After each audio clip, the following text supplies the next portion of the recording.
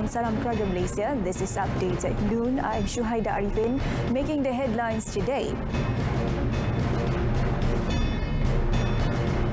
Agro Marine Product Collection Centres set up to reduce the role of middlemen. B&M enforcement agencies step up collaboration to curb fraud risk.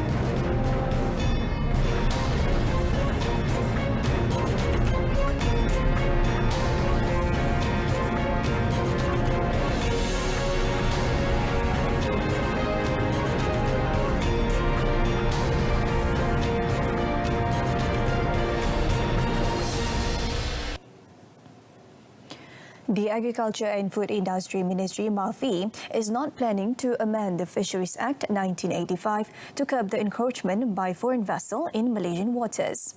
Its Minister Datuk Seri Dr. Ronald Kiandi said, for now, the current act is enough to protect the national border and fisheries industry. Akta perikanan cukup untuk menangani isu itu. It's a matter of penguatkuasaan.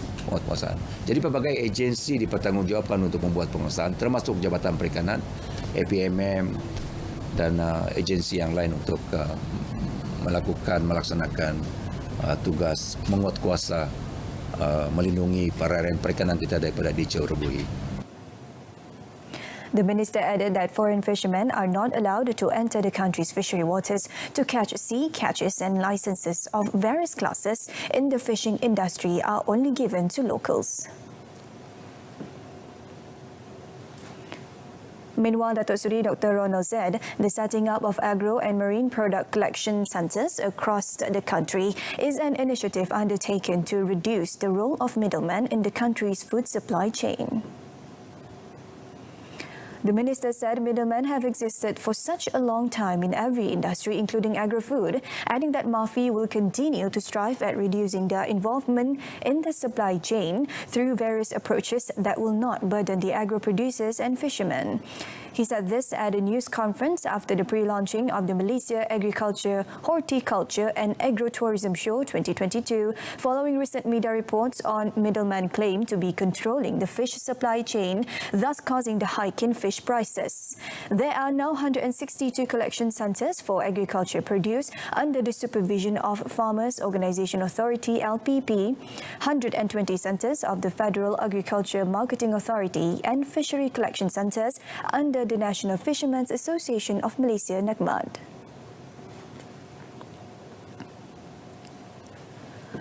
All licensed banks are required to adopt high standards of security, particularly for internet and mobile banking services, which includes routine security reviews and advisories issued by Bank Negara Malaysia (BNM) to financial institutions. The advisories include the need to enhance existing controls and ensure adequate protection against the latest threats while maintaining efficient services for customers. In a statement, the central bank said fraud risk is constantly evolving as scammers continue to devise more sophisticated means of defrauding the public. This includes new approaches of tricking bank account holders into revealing their banking details or installing malware on their devices. The financial industry and authorities therefore continue to remain vigilant against new modus operandi.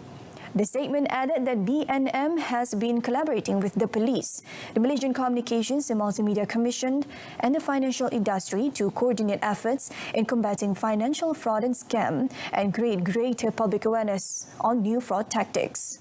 In addition to ensuring more effective preventive measures by financial institutions, these efforts will also support the recovery of embezzled funds as well as timely and effective investigations by the relevant law enforcement agencies. The public is advised to be extra vigilant in safeguarding their personal information and downloading files or applications from unverified sources onto mobile devices. Malaysia's unemployment rate declined in April this year, registering 3.9% compared to 4.1% in the previous month of March. Chief Statistician Datuk Seri Dr. Muhammad Uzir Mahidin said the labour force condition in April 2022 has strengthened further with a surge of 0.4% month-on-month to 16.5 million persons compared to 16.44 million persons in March. In a statement, Datuk Seri Muhammad Uzir said the labour force participation rate edged up by 0.2 percentage points to 69.4% from 69.2% in March, indicating more labour participation in the market. He said the employed persons increased 0.5% month-on-month basis to a record 15.85 million persons in April against 15.77 million persons in March. On the employment situation, Datuk Seri Muhammad Uzir said the employee category, which made up the largest composition of employed persons at 76.3%, improved by 0.3% month-on-month to 12.09 million persons from 12.06 million persons recorded in March. In the economic sector, the chief statistician said the number of employed persons in the services sector also sustained the positive trend, particularly in wholesales and retail trade, food and beverages services, as well as human health and social work activities. All payment transactions for all types of vehicle inspections at Puspakom Sdn Bhd will go cashless from 1st July. Puspakom Chief Executive Officer Syukur Ismail said the implementation of the cashless transaction would be enforced at all 54 checkpoints of the agency nationwide from that date. In a statement, he said customers can make payments online via e-wallets, debit cards or credit cards. He also added that Puspakom accepts cashless payments through various e-wallet options including Puspakom e-wallet, Maybank, QR Pay, Grab Pay, Touch and Go e-wallet, Boost, WeChat Pay and Alipay at all its checkpoints nationwide. Syukur said since April last year, cashless payment as well as the issuance of paperless electronic inspection reports and receipts have been implemented. However, cash payments were still allowed at that time considering there was still a small number of customers who did not have e-wallets, debit or credit cards. However, the data shows that more than 90% of Puspakom customers now use the cashless transaction method at all of its branches.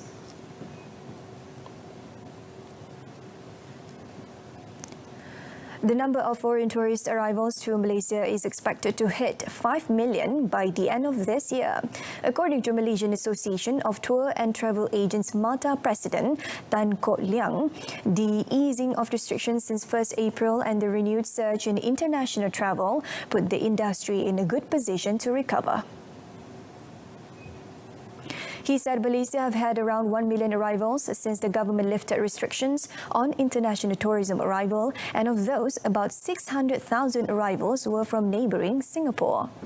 Prime Minister Datuk Seri Ismail Sabri Yaakob announced Malaysia's transition to the endemic phase of the pandemic and reopening of its borders to international travellers from 1st April, partly to ease pressure on the country's economy. The decision was made due to the successful national immunisation campaign against COVID-19 and represents an exit strategy to enable Malaysia to return to almost normal life after a 2-year battle with COVID-19. Tan, however, said the tourism sector still faces challenges, most notably a shortage in manpower following 2 years of disruptions and other problems in securing foreign workers. According to data from Tourism Malaysia, an agency under the ministry, Malaysia recorded 26.1 million arrivals in 2019, contributing 86.1 billion ringgit, or about 19.59 billion US dollar, with this figure dropping to 4.33 million arrivals in 2020 as the pandemic took hold, and only 130,000 arrivals in 2021.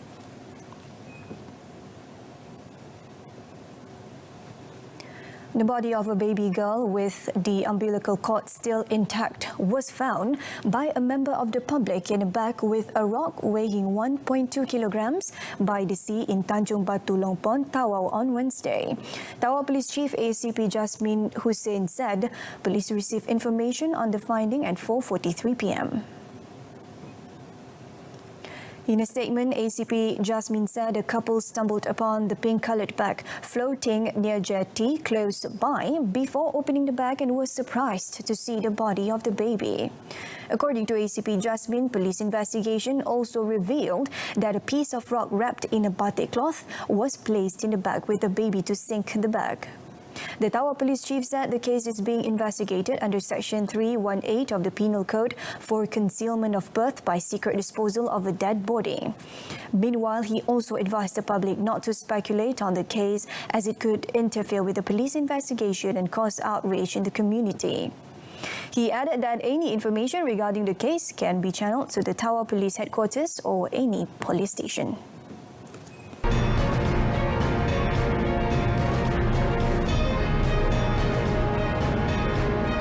Coming up in sports, SAHIH crosses into Indonesian Masters quarters.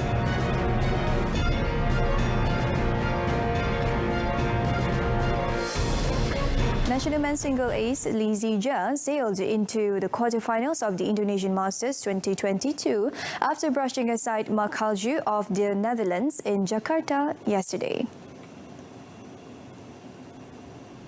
SAHIH, who is now ranked 5th in the world, took 37 minutes to dispose of Dutch player who is ranked 39 in straight sets 21-17, 21-14. The 2022 Thailand Open champion will meet Anthony Sinisuka Ginting, who succeeded in overcoming Thailand's Sekom Thammasin 21-13, 21-14 in the other second-round match of the championship at Istora Senayan Stadium. Meanwhile, national women's double pair Perlitan and Tina bounced back from a set down to crush Bekhana Lee Yu Lim of South Korea 21-23, 21-1, 21-15. The duo will be meeting Thai pair Jongkolpan Kitikarakun Rawinda Prachongchai, who subdued Indonesians, and Sanaya Kamila Azara Ditya Ramadhani 21-6, 21-15. In the men's doubles, fourth seeds Aaron Chia So Week defeated host pair Leo Roli Carnando Daniel Martin in straight sets 27-25, 21-14.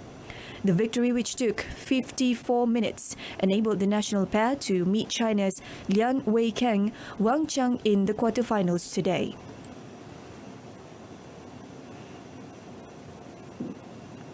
The 20th Malaysia Games Sukma has been brought forward by 2 weeks and will be held from 16 to 24th September in conjunction with the Malaysia Day celebration, followed by the Para Sukma from 1st to 6th November in the Klang Valley. This follows the postponement of the 2022 Hangzhou Asian Games previously scheduled for 10 to 25th September, allowing the organisers to use public university facilities for the placement of athletes during the semester break.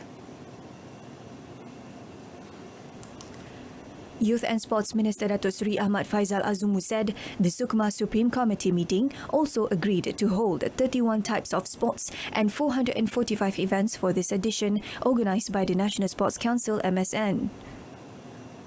Temasya kali ini menyaksikan penyertaan atlet-atlet di bawah usia 23 tahun, iaitu kebenaran khas hanya untuk kali ini mengambil kira atlet-atlet yang telah mengadakan persiapan sejak sekian lama untuk Temasya Sukma yang sepatutnya dianjurkan pada tahun 2020. Ianya juga menjadi medan untuk atlet-atlet muda berbakat mempamerkan kemampuan di pentas saingan kompetitif. Meanwhile, Datuk Seri Ahmad Faizal said almost all the venues for the event had been identified except for sailing, which would be held either in Langkawi or Port Dickson due to clashes with other events. Earlier, national badminton legend Datuk Lee Chong Wei, along with shooting athlete Jonathan Wong, squash ace S. Sivasanggari, and sprinter Azrin Nabila Alias launched the 100 Days to Sukma 20 event at Menara KBS. The event also saw the launch of the 2022 Sukma and Para Sukma logos, as well as the game's tiger mascot named Oyen and the official song Demi Malaysia. On another matter, Datuk Seri Ahmad Faizal has directed the Sports Commissioner PJS to ensure all associations registered under its auspices are active. He said sports bodies need to carry out the sports activities they are representing apart from holding annual general meeting AGM and sending their activity reports to the PJS.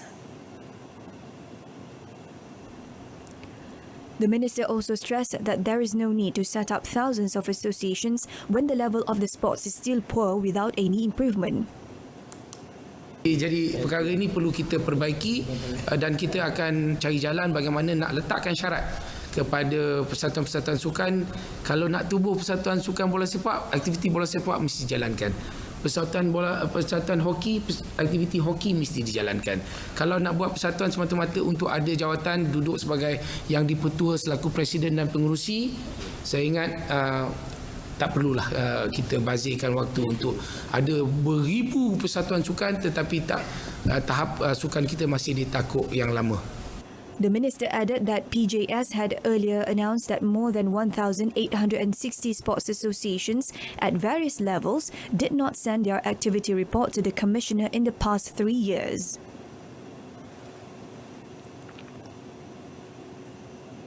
Now moving in football, national head coach Kim Pan-gon hopes excellent performance displayed by his charges and their positive momentum in the win over Turkmenistan can continue in the clash against favourites Bahrain this Saturday.